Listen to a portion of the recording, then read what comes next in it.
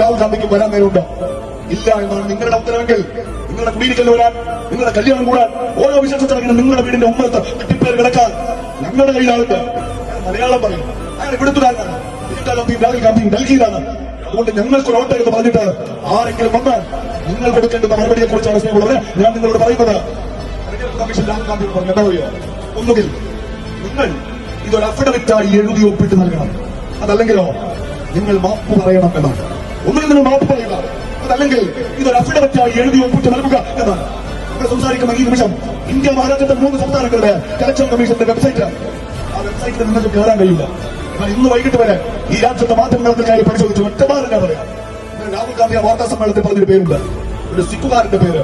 ആ സിഖുകാരന്റെ പേര് ഗുർകേത് സിംഗ് ഡാൻഗെ എന്നാണ്.